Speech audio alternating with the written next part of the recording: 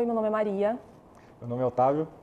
A gente é fundador do Clube do Livro, Tudo é Livro. Hoje a gente vai fazer análise desse livro, que foi o 15º livro que a gente leu já no clube. Já? Já. No primeiro vídeo a gente até falou que pensávamos em gravar vídeo para debater um pouco mais sobre os encontros que a gente tem, enfim, e aí estamos aqui. Vamos falar hoje sobre esse livro, escrito por José Saramago. Eu acho que dispensa apresentações, o autor é um dos principais nomes aí da literatura, ganhador de um Nobel de Literatura, se eu não me engano, o único da língua portuguesa a ganhar um Nobel de Literatura. E começando já direto, o que se quer contar com o ensaio sobre a cegueira? O livro fala de uma epidemia de cegueira branca. Não se sabe muito bem o local, nem o momento em que isso acontece, mas é uma cegueira que acaba tomando conta da cidade toda, levando a sociedade a um colapso. Tem uma única mulher que não perde a visão, e ela vai guiar os cegos durante essa epidemia de cegueira. Eles vão ser colocados em quarentena, num manicômio, e, enfim, e aí a história vai se desenrolar com todos os problemas que geraria uma epidemia e, principalmente, uma epidemia que todo mundo está cego. Sim. E aí, como se quer contar? Como ele conta isso? Bom, existem infinitas maneiras de querer contar. E vamos analisar aqui como ele escolheu contar isso, porque diz muito sobre... porque vai reforçar mais ainda isso que ele está contando. Acho que uma boa maneira de começar é pela análise dos personagens, assim como a gente fez no outro vídeo. Também tem uma excelente construção de personagens aqui. Nós temos como personagem principal, protagonista, a esposa do cego. Aliás, a esposa do médico. Cego, é. E ela dentro de estudo aí, é quem vai guiar todo mundo, inclusive o próprio leitor, por tudo que está acontecendo. O que eu vejo como análise que eu consegui observar da história como um todo, é justamente que todos esses personagens são arquétipos. Então, a gente tem mais do que... Diferente lá do que a gente fez a primeira análise, que é do Gabriel Garcia Marques, lá a gente tinha tipos. E aqui nós temos arquétipos, que são coisas parecidas, com a diferença de que nos tipos são funções sociais, somente. Nos arquétipos nós temos a função social, tanto que trata o médico, o policial, o ladrão, mas nos arquétipos nós temos a influência também da personalidade. E nós tivemos ali na análise, por exemplo, o arquétipo do herói, que é a própria esposa do médico, da amante, que fica muito claro, nossa, fugiu totalmente. A amante, diga-se, não é a amante do médico, né? É a amante como Mas arquétipo. Também é. É verdade, Mas meu também Deus, ela é amante do médico Sim. também. Por acaso ela acaba... Caramba, eu tinha esquecido totalmente desse episódio. Isso é engraçado, porque ela traz todas as características de arquétipo de amante, mas ela também literalmente é a amante do médico. Verdade. Ele dá pra considerar que ele também é um personagem protagonista ali, mas é curioso isso. Então ela reforça ainda mais esse arquétipo dela. Sim, e eu não lembro o nome dele, gente. O nome, assim, não tem nome, as pessoas não têm nome. Para começar, as pessoas não têm nome no livro, e isso é bizarro, porque gera bastante dificuldade de leitura. Mas eu ia falar do cego malvado, que você até colocou ele também na análise. Sim. Eu não lembro agora qual era o arquétipo dele. Mas... É que eu não consigo lembrar os nomes dos arquétipos todos, são 12. Bom, vamos lá, uma coisa que, pelo menos todos os vídeos que eu vi, as pessoas sempre falam, e isso também foi uma coisa que gerou dificuldades na leitura de todo mundo que faz parte do clube, que é a ausência de nomes. Sim. Para mim, eu até comentei com o Otávio já antes, para mim a ausência de nome, a única coisa, eu gosto de ver informações sobre o livro e sobre o autor depois de ler o livro. Eu não gosto de ficar procurando muita informação antes, porque eu prefiro a surpresa ali do que eu vou encontrar. Exatamente. Então eu não tinha pesquisado nada sobre isso antes, mas enquanto eu lia, a ausência de nome, para mim, tinha 2 pontos. O primeiro era, logo quando eu comecei o livro, eu pensei, nossa, que curioso, as pessoas não têm nome. E para mim é como se eu não conseguisse enxergar elas por elas não terem nome. Muito louco. Então eu conseguia pensar no cenário, no ambiente, na cidade, no manicômio onde eles estavam internados, mas eu não conseguia pensar nas pessoas. Era como se eu não conseguisse enxergar elas. Eu achei muito curioso isso. E talvez influenciada pelo fato de ser uma cegueira, mas enfim. E a segunda coisa é que, para mim, a falta de nome era como se fosse para reforçar uma desumanização dos personagens no livro diante daquilo que estava sendo contado, né? Então, a epidemia de cegueira causou essa desumanização nas pessoas. As pessoas passaram a agir piores do que animais, e aí eu acabei sendo um pouco influenciada pelas entrevistas que eu vi do José Saramago, porque parecia que ele era uma pessoa muito pessimista com os seres humanos. Eu vi em mais de uma entrevista ele falando que o instinto serve mais aos animais do que a razão serve aos humanos, porque os animais fazem o que fazem por um porquê, a gente faz o que faz, às vezes, de graça, sem motivo nenhum, e isso você vê muito no livro, violência a troco de nada. Mas, para mim, parecia que o fato deles não terem nome era uma forma de desumanizar eles. Então, eu tiro o nome da pessoa e eu acabo tirando a dignidade e a identidade dela. E, tirando isso, eu faço com que ela não seja mais humana, né? E, para mim, parecia que era muito isso. Apesar de, depois eu fui ver que ele tem outros livros que ele tem personagens que também não tem nome. Então eu não sei se foi para isso que ele fez, mas quando eu li o livro, era isso que eu sentia. Era como se ele quisesse realmente desumanizar as pessoas e por isso elas não tinham nome. Mas essa é a grande importância, porque isso reforça aquilo, quando a gente termina de ler o livro, claro, reforça a mensagem que ele está passando, que é, de novo, o que isso quer contar. Fica claro, acho que não é segredo para ninguém, é uma crítica social. Sendo uma crítica social, ele precisa usar de alguns meios para fazer essa crítica. Isso nós debatemos também no outro vídeo muito sobre como é feita a construção literária. Ela não pode ser, por exemplo, direta, uma visão do autor ou dos personagens. Não é assim que acontece. Dá até para fazer uma comparação disso, né? O livro que a gente leu no clube, que é Quarto de Despejo, lá tratando da personagem, a Carolina Maria de Jesus, que é a própria autora, mas narradora e personagem, as opiniões dela estão muito claras. Ela está dizendo, esse político, eu odeio ele por causa disso e disso. O meu vizinho é isso, isso e isso. Ou seja, ela está dizendo diretamente aquilo que ela acha, o que ela pensa. No do Gabriel Garcia Marques e aqui no do José Saramago, essa crítica ela não fica explícita. Sim. Então é tudo como uma alegoria que ele está fazendo e que cabe ao leitor entender. E para que isso seja reforçado, a maneira como ele vai construir isso é não dando nome aos personagens por esse motivo que você já descreveu. Então desumaniza todo mundo porque ele está vendo a sociedade como um todo e não partindo do indivíduo. De novo, fazendo a comparação, porque até são contemporâneos, o do Gabriel Garcia Marques é 94 e esse aqui é 95. Então tem toda uma crítica social sendo feita nos dois. Do Gabriel Garcia Marques parte do indivíduo, e esse aqui está partindo mais do coletivo pro indivíduo, não o contrário, né? Sim, faz sentido. E aí, por isso que o recurso literário de não usar o nome vai favorecer muito aquilo que ele está querendo contar. Bom, vamos pular para um outro ponto. Tempo e espaço. Que eu acho que ele também utilizou, não utilizou. Exato. Ele não utiliza tempo e espaço. O recurso foi não utilizado. Exatamente para fazer o que você está falando que ele queria fazer. Também.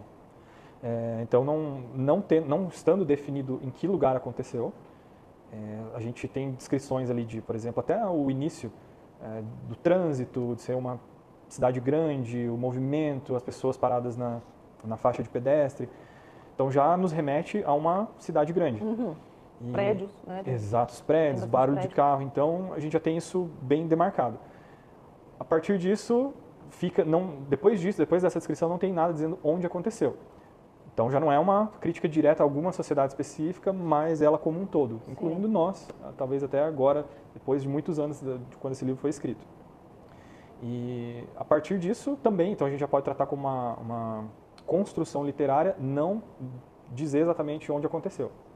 E o tempo. O tempo também não. Embora a gente possa determinar ali, acho que foi você que falou, né? Sim, eu aprendo muito com o Otávio, gente, porque ele é formado em letras, enfim. E coisas que eu não observava antes, eu passo a observar às vezes quando eu tô lendo por conversar com você. Então, por exemplo, eu não pensava em tempo, né, antigamente. E aí, quando eu tava lendo esse livro, eu só ficava assim, gente, eu vou pegar o Otávio com essa do tempo. Que tempo que se passa esse livro? Quando que tá acontecendo isso? Quando que essa história tá acontecendo? E, de fato, não tem nada que indica se isso aconteceu no século XV, no século XX, ou, enfim, não tem. Mas tem uma palavra no livro que indica que o livro é contemporâneo ao momento em que ele foi escrito, no caso. Que ela fala bem no comecinho, quando o primeiro cego fica cego, a esposa dele vai procurar o número de um oftalmologista na lista telefônica. Então, isso já indica Só quem pra viveu gente... sabe. Pra gente se indica ali que o livro... A história, na verdade, acho que o autor não pensou muito em escrever uma história que relatava algo que tinha acontecido talvez séculos atrás, ou ele não previa que isso pudesse acontecer num futuro, no caso, não era uma distopia. Não é uma distopia porque ele não prevê algo que vai acontecer. A história realmente se passa ali mais ou menos no período que ele escreveu o livro, que é 1995. Excelente análise. Muito bom. Muito bom. Quando eu achei isso, eu fiquei muito feliz. E essa construção ela é feita justamente dessa maneira, E a gente já vai juntando as duas, os personagens sem nomes, o espaço sem uma definição também, e já dá para puxar, aliás, o espaço e o tempo que você está tratando agora. Então tudo isso a gente já vai construindo alguma coisa, né? E coisas também, uma coisa que você também comentou, que é a ordem cronológica em que o livro foi escrito, que é curioso até, é uma coisa que eu também não pensava, mas realmente a gente vê muito livro que é escrito, um capítulo se passa ali no momento atual, um capítulo já vai pegar alguma coisa que aconteceu no passado e aí volta para o atual, e esse não, né? A maneira como o autor escolhe escrever, o tempo, vai justificar muita coisa. Por exemplo, alguns livros, a gente só tem muitas vezes até o nó da história, só vai entender alguma coisa no final do livro quando vem um flashback. O flashback até é um nome do cinema, né? Mas, ou seja, aquela informação ela estava guardada para aquele momento só lá no final do livro. Ou às vezes também existe outro recurso que é contar alguma coisa que acontece posterior ao que está sendo contado. Um exemplo que eu sempre dou que é livros de crimes. Por exemplo, Sherlock Holmes. A ordem cronológica é alterada. Conta-se primeiro o final, então o que aconteceu, que é o crime, e depois vai sendo contado o que aconteceu antes. Isso, claro, de novo, né, favorece o que está sendo contado. No caso do ensaio sobre a cegueira, foi um dos poucos também que a gente leu que tem uma ordem cronológica certinha, sem nenhuma alteração, sem nenhuma informação de passado, sem nenhuma informação de futuro.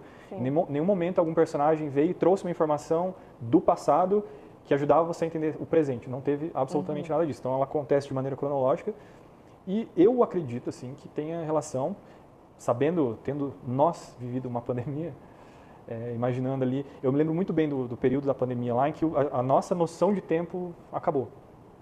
E isso é muito curioso, porque a gente lê o livro, eu não sei se nem faz sentido esse gancho aqui, pelo amor de Deus, mas a gente lê o livro e a gente não sabe se o que está acontecendo se passa em dias, em meses, em anos, em horas. A gente fica, assim como os personagens ficam perdidos no tempo, a gente também fica. A gente não sabe se essa epidemia de cegueira durou 1 mês ou 5 meses, a gente não tem noção. Parece no manicômio, quando eles estão bem lá no começo, que se passou tipo 3 dias, só que a sensação que você tem é que passou 10, 2 semanas. E isso faz sentido com a parte da pandemia, né? Exato. Você fica realmente perdido. Não, e a percepção dos personagens, do leitor, tem um trecho muito legal que daí os personagens vão relatar isso, que é até a esposa do médico. Aliás, agora eu não lembro, mas quando ela esquece de dar a corda no relógio, ela fica desesperada, ela chora. Que o médico pega ela chorando e fala, mas o que aconteceu? Era algo tão bobo, mas para ela ter perdido para a personagem, ter perdido essa noção de tempo é pior do que qualquer outra coisa para ela ali dentro. E porque também eles... E faz sentido, né? Se você tivesse numa situação dessa, você sentiria exatamente a mesma coisa. Exatamente. Está preso, sem noção do que está acontecendo lá fora, porque não tinha fonte de notícia. Sim. Para os cegos, eles não conseguem ver se é dia ou se é noite, então eles já perderam essa noção de tempo. Ela era a única que tinha essa percepção. Mas por que eu comento isso? Porque pra gente que vivenciou a pandemia, isso fica muito claro. Eu lembro no começo da pandemia, em março lá de 2020, parecia que passar um mês, parecia que tinha já levado um ano, a gente não sabia quando ia acabar. Ou seja, é um contínuo que só vivenciando ali parece que não tem passado, presente e futuro.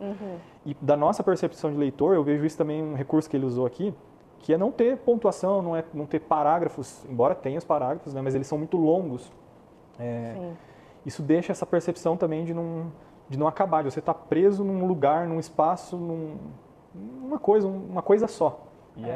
E é realmente essa sensação. É a sensação da pandemia, da epidemia. Exatamente. E aí, já aproveitando, que para quem nunca leu algum livro do José Saramago, essa é uma curiosidade. Ele não coloca travessão, não tem separação de diálogo, não tem ponto de interrogação. Então, se vira, você vai entender se é uma pergunta ou se não é. Sim. E para algumas pessoas isso foi super difícil para ler, para você. Eu já achei super tranquilo, e inclusive eu estava com bastante preconceito antes de começar o livro, porque eu achava que eu não ia conseguir ler, e a hora que eu vi, em 1 semana, 10 dias eu tinha terminado a leitura, foi super rápida. A minha impressão, assim, a minha percepção foi de que não acabava nunca. Parecia que nunca ia acabar. Eu lia, tinha passado 5 páginas, e tem 300. Sim. E eu ficava na mesma sensação, por isso que eu comento, é a mesma sensação de quem estava vivenciando aquela epidemia, de quem estava preso no manicômio. Sim. Eu vivenciei isso pela leitura. Eu sempre comento isso também com vocês, né? No clube lá, eu comento das sensações que a literatura consegue transmitir. De novo, a comédia tem que o leitor ou quem está assistindo uma peça de teatro ou um filme tem que dar risada. Sim. É a catarse da comédia, a catarse do terror, do suspense, é ter medo.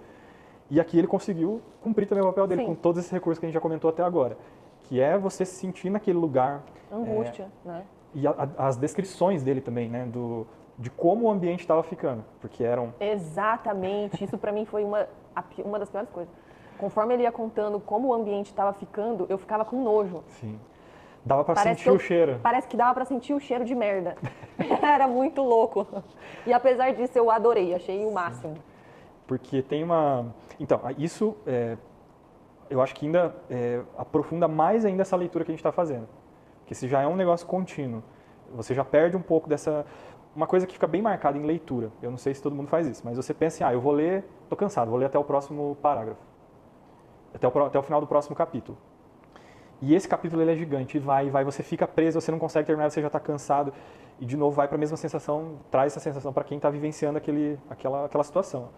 E toda essa descrição, junto com tudo que a gente já está tratando, vira para o leitor, você está sentindo o cheiro que está naquele ambiente, todo mundo sujo, e às vezes descreve, algumas situações são descritas ali como, por exemplo, que eles estão meio encebados, suados. Sim. Eles já virou um ranço todo ali. Ninguém toma banho, né? Isso. E vai juntando, vai dando uma angústia em quem está lendo que Que é o que ele queria. É o que ele queria. Porque ele fala que ele queria que a gente sofresse lendo o quanto ele sofreu escrevendo esse livro. Então... Isso já me puxa para uma coisa que por exemplo, ali, da percepção que a gente tem como leitor do quanto as situações estão sendo forçadas para alguma coisa. Por exemplo, quando os cegos malvados decidem boicotar a comida.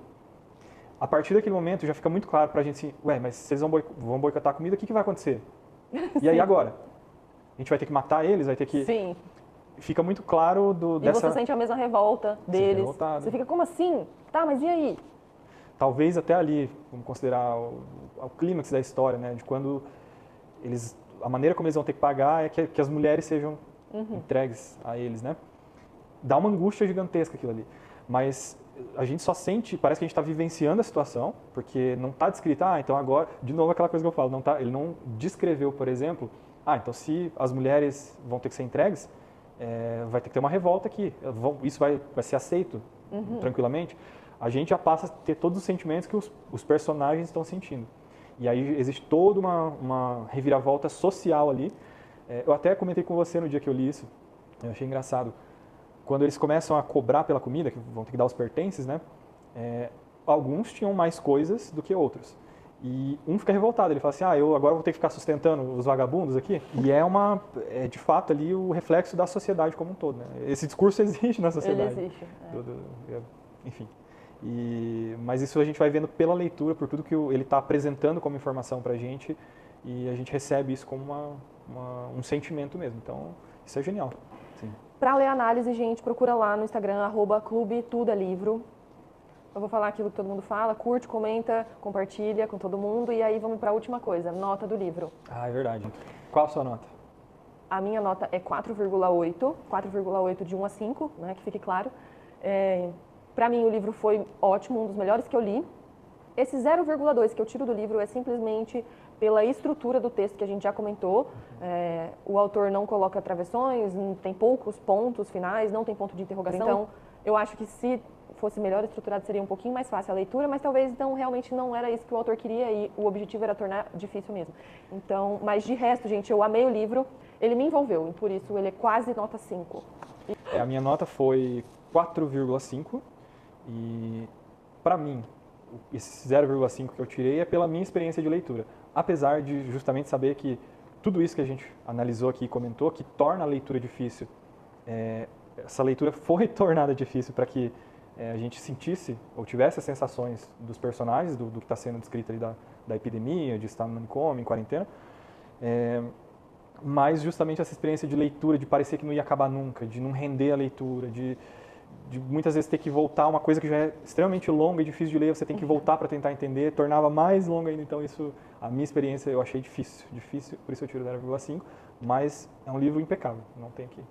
É uma curiosidade última, o Otávio muitas vezes não entendia que a nota era classificada de acordo com a experiência do leitor e não uma nota técnica, ele caiu na própria armadilha, E por mais que o livro é igual a gente comentou no anterior, analisando tudo sobre esse livro, sobre o autor, sobre o contexto, não tem como você não dar uma nota 5, até porque é um Nobel da literatura. Exatamente. Mas o que conta muito quando a gente avalia um livro é a experiência que você tem ao ler ele. Então, Porque eu sempre questionei vocês quando vocês tiravam de coisa que eu falo, mas olha, gente, olha quanta coisa tem pra é gente genial, né? Mas às vezes é a experiência que você está tendo quando você está lendo. E eu realmente achei difícil, assim. Por mais que. E aí ficou meio dividido, né? Teve gente que não achou tão difícil e gente que achou muito difícil também.